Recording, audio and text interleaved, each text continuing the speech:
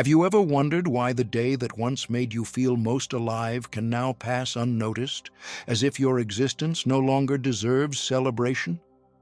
In childhood, a birthday was never just a day.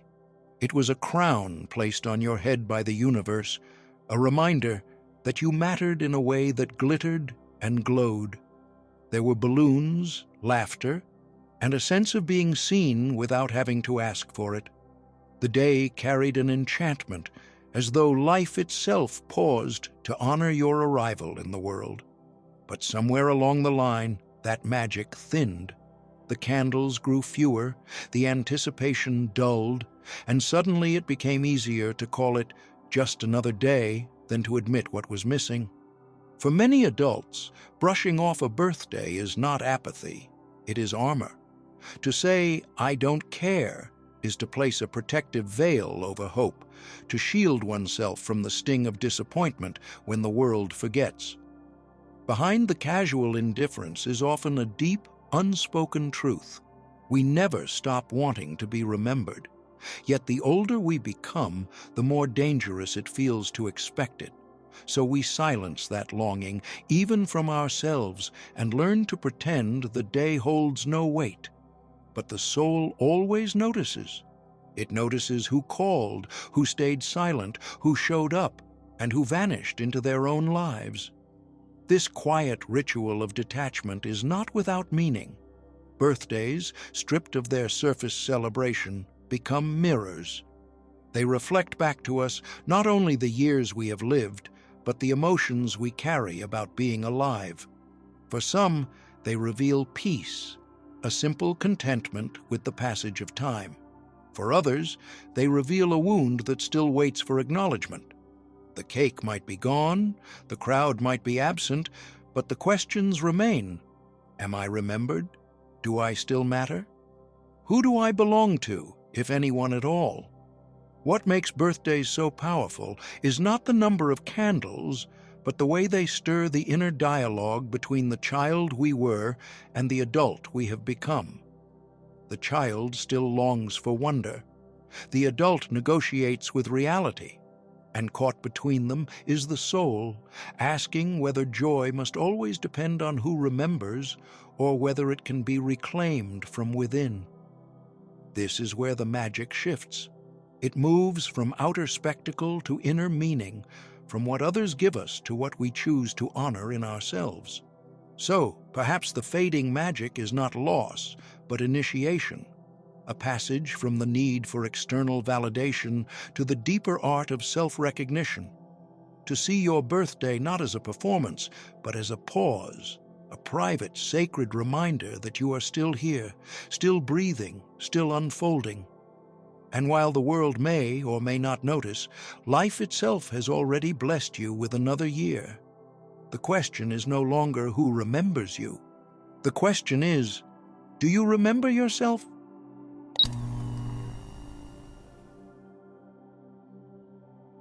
Have you ever asked yourself why some people dismiss their birthday with a quiet shrug, while others secretly wait for a sign that they are still remembered? It is easy to call it indifference, but often beneath that silence is a more delicate truth. The birthday is not only a date on a calendar, it is a mirror that reflects back to us how we feel about being alive, about our worth, and about the presence or absence of love in our lives. When someone says, "It's just another day," they might be protecting themselves from disappointment, rehearsing a script of strength that shields a more vulnerable heart. In reality, birthdays can be uncomfortable because they remind us of time, of relationships, and of whether the world sees us at all. Think about the friend who always remembers your special day with a text, even years later, versus the family member who forgets. One action feels like a seed of belonging, the other like a quiet fracture. These moments are not about cake or balloons, but about the human longing to matter in the eyes of another. Carl Jung once described life as a process of individuation, the gradual becoming of who we really are. Yet along the way, the ego often clings to recognition, to being affirmed externally, and the absence of acknowledgement can stir wounds that we thought had long healed. For many adults, the avoidance of birthday celebrations becomes a habit of emotional economy. If expectations are lowered, the heart cannot be hurt. This coping mechanism is what psychologists call avoidant validation, the subtle way in which the self dampens hope to prevent disappointment. And yet, while the mind convinces us we are safer, the soul still whispers its quiet longing. Haven't you noticed how even those who say, "I don't care," often take mental note of who remembered and who did not? This paradox reveals that beneath the mask of indifference is an echo of desire, a wish to be valued simply for existing. Consider the nurse who spends all year caring for patients, yet chooses to skip her own birthday because she says she is too tired. Or the father who insists his birthday means nothing, yet feels a sting when his children forget to call. Their actions are not cold, they are subtle acts of self-preservation. Jung would say that these patterns arise from the unconscious, shadows of unmet needs from earlier life experiences that surface in symbolic ways. The birthday becomes not a party, but a ritualized encounter with the inner child who once expected joy and perhaps felt abandoned when it did not arrive. But what if, instead of suppressing or dismissing the day, we treated it as a small ritual of gratitude?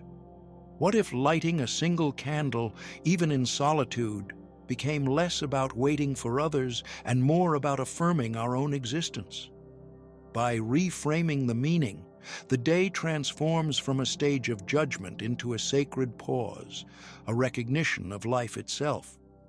Healing begins when we acknowledge the wound beneath the words, "I don't care," and choose instead to care for ourselves in ways others may not.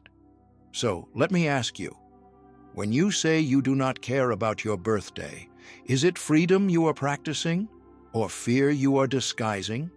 Could the avoidance be a mirror, asking you to confront how deeply you long to be remembered? And if that is true, then is it not a sign of strength to admit it? By exploring this with honesty, we turn the day from an old wound into an opportunity for self-love, and perhaps even open space for others to celebrate us in ways we never allowed before.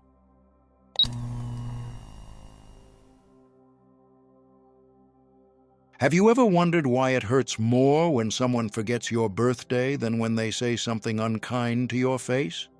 It is not just about the date. It is about what the silence symbolizes.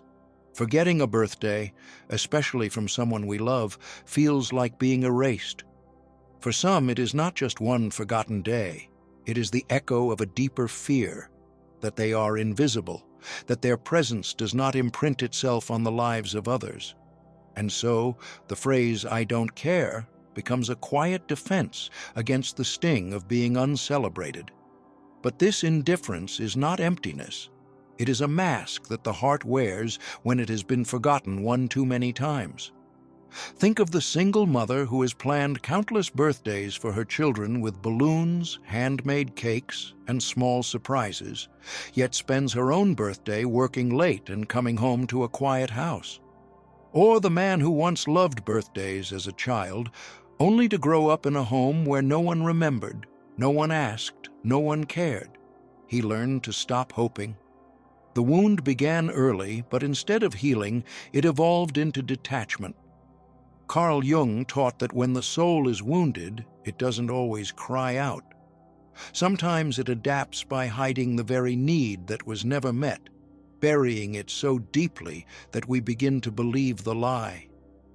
It never mattered to me anyway. But it didn't matter, and it still does. In Jungian terms, this is the work of the shadow, the rejected part of ourselves that holds all the pain, all the memories, all the unmet needs we learned to silence. "I don't care" is not a neutral statement. It is charged with every past disappointment, every unwrapped gift, every missed call.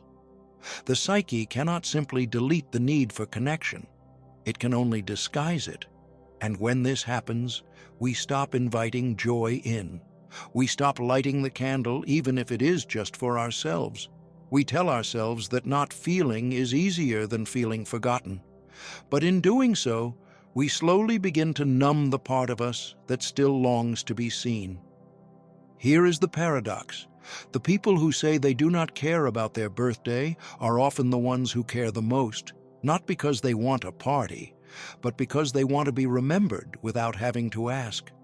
They want to know that their existence registers somewhere in someone else's heart, that they are still part of the emotional map of another human being, not for what they do, but for who they are.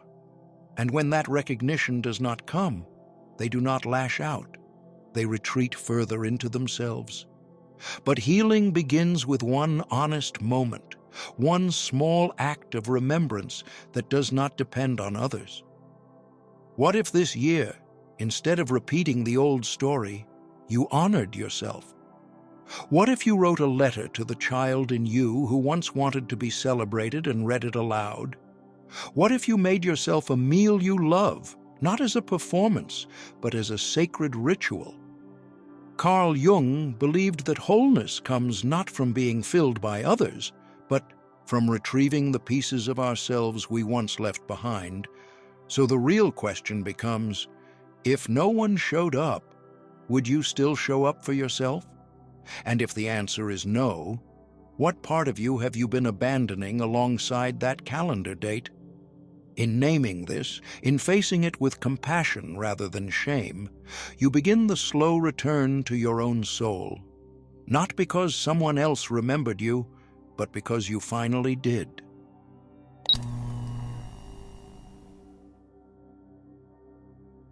Why do some birthdays feel less like a celebration and more like quiet mourning? It's not just age catching up. It's the silent accumulation of unmet expectations, the unspoken grief of time's passage, and the ache of chapters that never quite unfolded the way we hoped. You smile politely when someone says, "Happy birthday," but deep inside, you feel that strange tightening in your chest, a quiet reckoning. It's not because you're ungrateful. It's because birthdays now arrive not with balloons, but with mirrors. Mirrors that ask, have you become the person you once promised yourself you'd be? The older we get, the more birthdays expose the fault lines in our inner world. A woman turns 43 and suddenly feels a rush of sadness she can't name. She has a career, a home, and even a partner, but she quietly wonders why her heart feels so detached from her own life. A man turns 50 and feels distant at his own dinner party. He once dreamed of building something that mattered, yet the fire in his chest has gone dim. And for many, this day that once meant cake and candles now brings a subtle but sharp confrontation. Time keeps moving forward. But what about us? Carl Jung believed that these moments of emotional friction are invitations, not failures. He called it the process of individuation, the journey of reconciling our conscious life with the deeper, often neglected truths of the unconscious. And birthdays, strangely, become portals into this territory. They trigger reflection because they mark psychological thresholds. Each passing year is a symbolic death and rebirth, asking us, what self are you shedding? What part of your life still belongs to someone else's script? Who are you performing for, and who are you ignoring within? When you avoid your birthday, it's not immaturity, it's self-protection, because facing the truth takes courage. The truth is that you may have spent years pleasing everyone but yourself. The truth that some dreams had to die so others could live. The truth is that time didn't betray you. You just stopped listening to what your soul needed. And now, this date on the calendar isn't just a number, it's a psychic alarm. It's your unconscious knocking at the surface saying, Do you remember who you are? So what if, instead of pretending everything is fine, we honored the heaviness? What if we allowed our birthday to be a sacred pause, not a performance? A day not for others to celebrate us, but for us to reconnect with the self beneath the masks. Could this be the most honest gift we give ourselves? Not the party, but the permission to feel?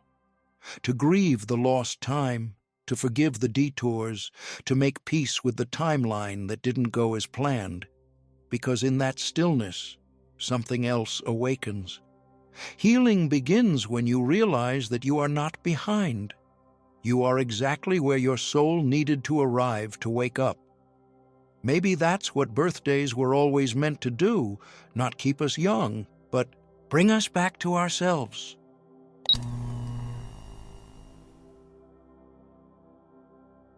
What if the quietest joy you feel is the one no one ever sees? There comes a moment in adulthood when we no longer look forward to birthdays as we once did. The excitement of cake, candles, and wrapped boxes begins to give way to something subtler, something inward. And we might wonder, is it okay that I don't want a party? The truth is, as we grow, the way we measure joy matures too. What once thrilled us externally starts to feel like noise. The balloons, the attention, the expectations, they begin to lose their color. We don't reject celebration because we're ungrateful. We outgrow the need for it to be public.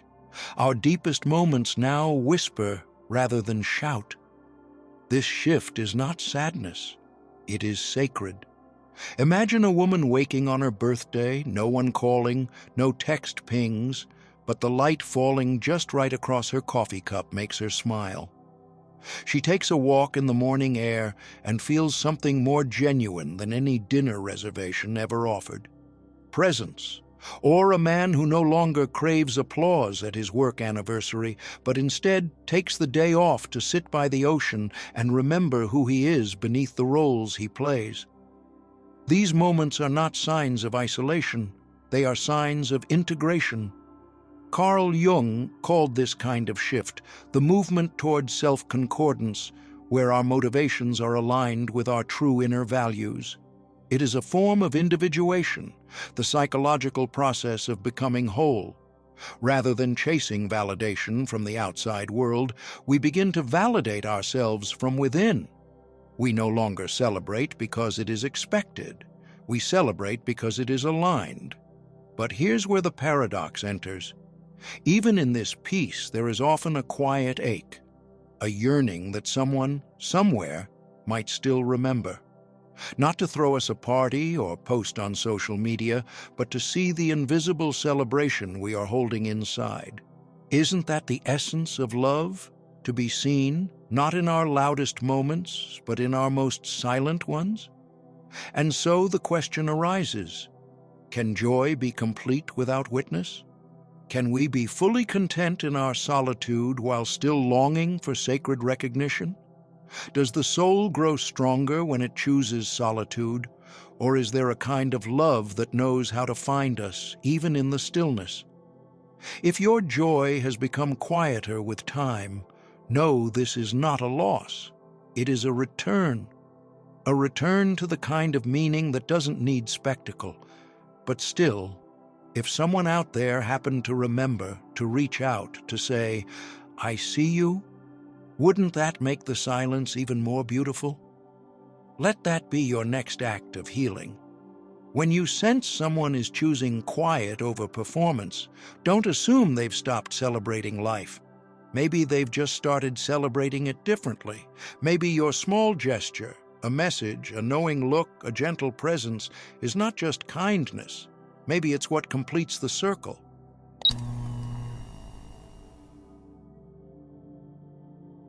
What if the ones who never ask for anything are silently hoping someone might notice everything? It is often the strongest people who feel the most invisible. They are the ones who hold others together, who remember everyone else's birthdays, who show up with a gift or a kind word when no one else does. Their love is often wrapped in service, their care tucked into the quiet corners of daily life. And because they never demand attention, the world assumes they don't need it. But beneath that calm presence lies a tender truth. Even those who appear emotionally self-sufficient long to be seen, just for existing. Many people over 35 carry this unspoken fatigue. They've built families, careers, and communities. They've mastered self-reliance not as a luxury, but as a survival mechanism. They've learned to soothe their own wounds, celebrate their own wins, and walk themselves through storms. Yet as birthdays come and go with barely a flicker of acknowledgement, a question forms in the quiet. Does anyone really see me when I'm not useful? It is not the ego that asks this question. It is the heart, longing for intimacy without performance. Carl Jung spoke often of the archetype of the wounded healer, those who are deeply attuned to others' pain because they have walked through their own. These individuals rarely ask to be tended to, not because they don't need care, but because they fear becoming a burden. Over time, this repression of personal needs becomes internalized as identity. I'm the strong one. But strength without reflection becomes armor, and armor, over time, begins to feel like exile.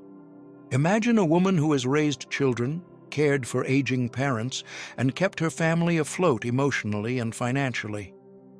On her birthday, she shrugs and says it's no big deal.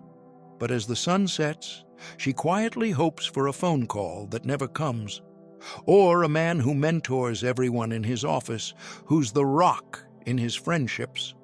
On his birthday, he insists he's too busy to celebrate, but finds himself checking his messages more than usual, waiting for that one person who remembers not what he's done, but who he is. This subtle ache is not weakness, it is humanity. And recognizing it is the first step toward healing. Jung taught that our outer roles must eventually bow to our inner truth. We cannot live as symbols for others and remain whole within ourselves.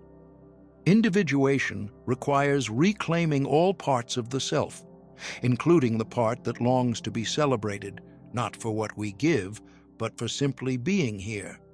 So, what if, this year, instead of hiding behind the strength, you let someone in? What if you allowed yourself to be remembered without guilt? And more importantly, what if you remembered someone else who seems like they don't need it? That quiet friend, that lone colleague, that strong sibling who never asks for anything. Maybe your simple act of recognition could be the very thing that lets their inner child breathe again. Because birthdays are not just about age, they are about acknowledgement. And sometimes the strongest among us are just waiting for someone to say, "You don't have to carry it all alone, I see you."